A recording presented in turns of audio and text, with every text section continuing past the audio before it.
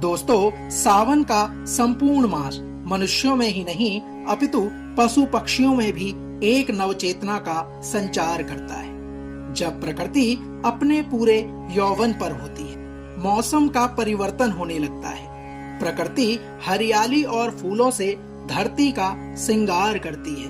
परंतु धार्मिक परिदृश्य से सावन मास भगवान शिव को ही समर्पित रहता है।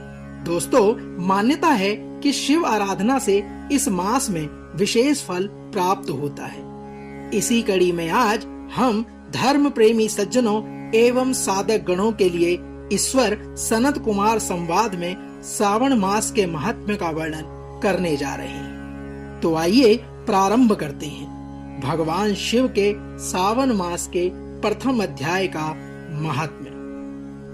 सौनक बोले, हे सूत, आपके मुख कमल से अनेक आख्यानों को सुनते हुए हम लोगों की तृप्ति नहीं होती, अपितु आपको बार बार सुनने की इच्छा बढ़ती जाती है। तुला राशि में स्थित सूर्य में कार्तिक मास का महात्म्य, मकर राशि में माघ मास का महात्म्य और मेष राशि में स्थित सूर्य में वैशाख मास का महात्म्य और इसके साथ उन मासों के जो भी धर्म हैं, उन्हें आपने भलीभांति कह दिया है।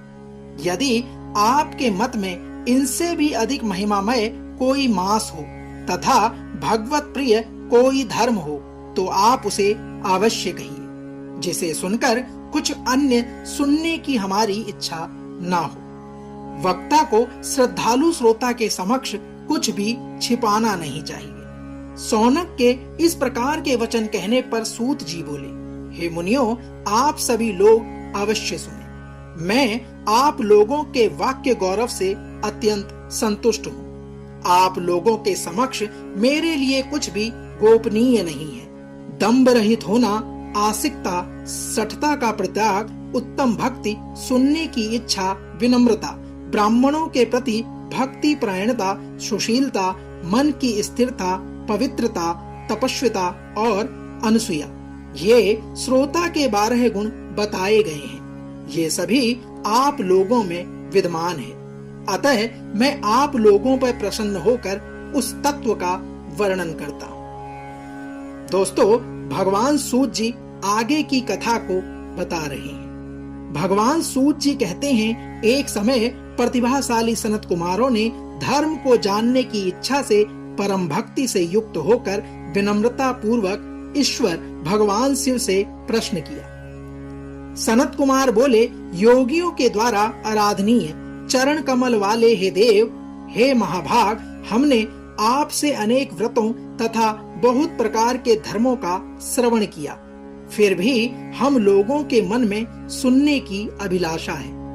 हे देव, 12 मासों में जो मास सबसे श्रेष्ठ, आपकी अत्यंत प्रीति कराने वाला, सभी कर्मों की सिद्धि देने वाला हो और अन्य मास में किया गया कर्म यदि इस मास में किया जाए तो वह अनंत फल प्रदान कराने वाला हो। हे देव, उस मास को बताने की कृपा कीजिए। साथ ही लोकानुग्रह की कामना से उस मास के सभी धर्मों का भी वर्णन कीजिए। सनत कुमार के इस प्रकार के प्रश्न करने पर भगवान शिव ने कहा, हे सनत कुमार, मैं आपकी श्रवणेच्छा तथा भक्ति से प्रसन्न हूँ। 12 मासों में श्रावण मास मुझे अत्यंत प्रिय है। इसका महात्म्य सुनने योग्य है, अतः इसे श्रावण कहा गया है। इस मास में श्रवण नक्षत्र युक्त पूर्णिमा होती है। इसके महात्म्य के श्रवण मात्र से यह सिद्धि प्रदान करने वाला है। निर्मलता गुण के कारण यह आकाश के सदृश है, इसलिए इसे नभा भी कहा गया है। भगवान शिव ने आगे कहा, इस श्रावण मास के धर्मों की गणना करने में इस पृथ्वी लोक में कौन समर्थ हो सकता है, जिसके फल का संपूर्ण रूप से वर्णन करने के लिए ब्रह्मा जी 4 मुख वाले हुए, जिसके फल की महिमा को देखने के लिए इंद्र 1000 नेत्रों से युक्त हुए और जिसके फल को कहने के लिए शेषनाग 2000 जिह्वाओं से संपन्न हुए। अधिक कहने से क्या प्रयोजन है? इसके महात्म को देखने और कहने में कोई भी समर्थ नहीं है। हे मुने, अन्य मास इसकी एक कला को भी नहीं प्राप्त होते। यह सभी व्रतों तथा धर्मों से युक्त है। इस महीने में एक भी दिन ऐसा नहीं है जो व्रत से रहित दिखाई देता हो। इस माह में प्राय सभी तिथियां व्रत युक्त हैं। भगवान शिव आगे कहते हैं, हे मुने, इसके महात्म्य के संदर्भ में मैंने जो कुछ भी तुमसे कहा वह केवल प्रशंसा मात्र नहीं है। आर्तों, जिज्ञासुओं, भक्तों, अर्थ की कामना करने वाले, मोक्ष की अभिलाषा रखने वाले और अपने अपने अभिष्ट की आकांक्षा रखने वाले चारों प्रकार के लोग ब्रह्मचर्य, ग्रस्त, वानप्रस्थ, संन्यास आश्रम वाले को इस श्रवण मास में व्रतानुष्ठान अवश्य करना चाहिए।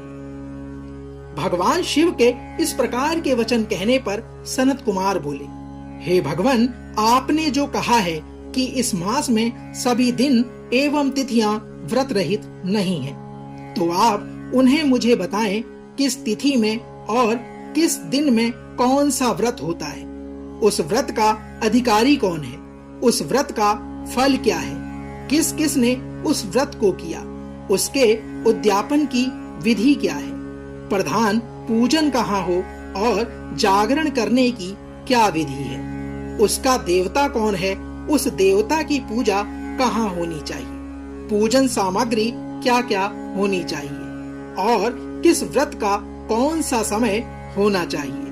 हे प्रभु, वह सब भी आप मुझे विस्तार पूर्वक बताएं। सनत कुमार आगे कहते हैं, यह मास आपको प्रिय क्यों है, किस कारण यह पवित्र है, इस मास में भगवान का कौन सा अवतार हुआ, यह सभी मासों में श्रेष्ठ कैसे हुआ और इस मास में कौन कौन धर्म अनुष्ठान के योग्य है। हे प्रभु, यह सब भी आप मुझे बताने का कष्ट करें। आपके समक्ष मुझ अज्ञानी का प्रश्न करने में कितना ज्ञान हो सकता है, अतः आप संपूर्ण रूप से मुझे बताएं। हे कृपाल, मेरे पूछने के अतिरिक्त भी जो जो शेष रह गया है उसे भी लोगों के उद्धार के लिए कृपा करके अवश्य बताइए। हे शिव, रविवार, सोमवार, भोमवार, बुधवार, बृहस्पतिवार, शुक्रवार और शनिवार के दिन जो करना चाहिए, हे विभो, वह सब भी मुझे बताने का कष्ट करें। आप सबके आदि में आविर्भूत हुए हैं, अतः आपको आदिदेव कहा गया है। जैसे एक की विधि बाधा से अन्य की विधि बाधा होती है, वैसे ही अन्य देवताओं के अल्प देवत्व के कारण आपको महादेव माना गया है। तीनों देवताओं के निवास स्थान पीपल वृक्ष में सबसे ऊपर आपकी स्थिति है।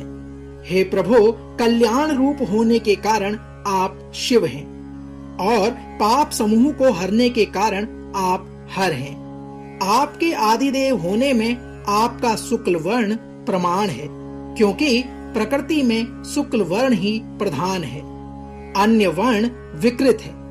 आप कर्पूर के समान गौर वर्ण के हैं, अतः आप आदिदेव हैं। गणपति के अधिष्ठान रूप 4 दल वाले मूलाधार नामक चक्र से ब्रह्मा जी के अधिष्ठान रूप 6 दल वाले स्वाधिष्ठान नामक चक्र से और विष्णु के अधिष्ठान रूप 10 दल वाले मणिपुर नामक चक्र से भी ऊपर आपके अधिष्ठित होने के कारण आप ब्रह्मा तथा विष्णु के ऊपर स्थित हैं। यह आपकी प्रधानता को व्यक्त करता है। हे देव, एकमात्र आपकी ही पूजा से पंचायतन की पूजा हो जाती है, जो कि दूसरे देवता की पूजा से किसी भी तरह संभव नहीं है। हे देवादिदेव, आप स्वयं शिव हैं।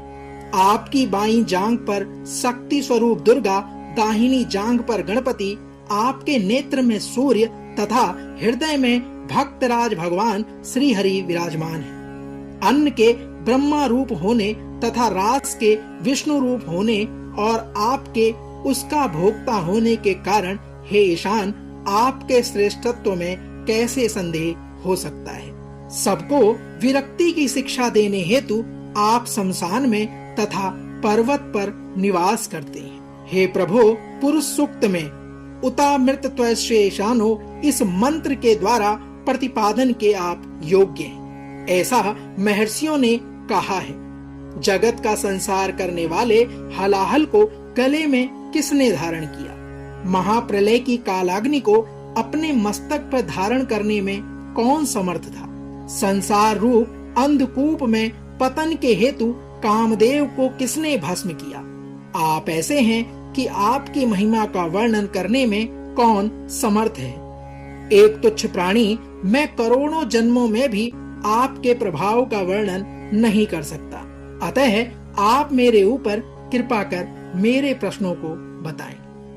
दोस्तों, तो इस प्रकार श्री स्कंद पुराण के अंतर्गत ईश्वर सनत कुमार संवाद में श्रावण मास महात्म्य में पहला अध्याय पूर्ण हुआ। कल भगवान शिव के मुखारबिंदु से निकली अमृतवाणी और श्री स्कंद पुराण के दूसरे अध्याय का महात्म्य लेकर एक बार पुनः आपसे होगी मुलाकात। तब तक जय शिव शंकर, हर हर महादेव।